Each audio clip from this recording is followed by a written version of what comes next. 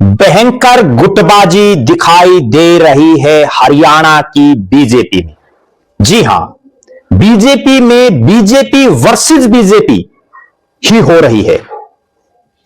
एक जिले दो जिलों में नहीं, हरियाणा के बहुत बड़े इलाके में भाजपाई एक दूसरे पर ही छीटाकसी कर रहे हैं, कहीं नाम लेकर के और कहीं बिना नाम लिए।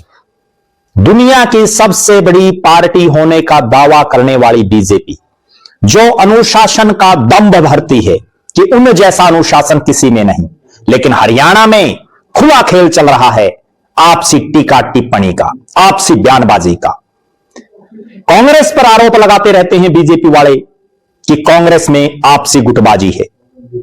ठीक है, कांग्रेस में है, जिसकी वजह से पार्टी 3 चुनाव हार चुकी है, लेकिन अब जो बीजेपी में हो रहा है उससे उनकी जीत के चौके की उम्मीदें लगातार क्षीण हो रही हैं। हरियाणा प्रदेश का एक बहुत बड़ा इलाका जो पिछले 3 लगातार योजनाओं से भारतीय जनता पार्टी को जिताने का काम कर रहा है, जिसमें पूरी अहिरवाल की बेल्ट, महेंद्रगढ़, रेवाड़ी और गुरुग्राम का इलाका, और उसके बाद पूरी फरीदाबाद लोकसभा, फरीदाबाद और पलवल का इलाका।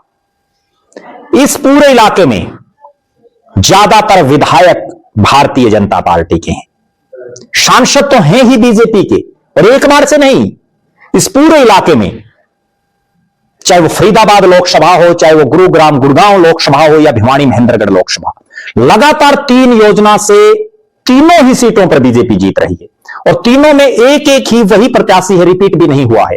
भिवानी महेंद्रगढ़ से चौधरी धर्मवीर सिंह लगातार 3 चुनाव जीत चुके हैं।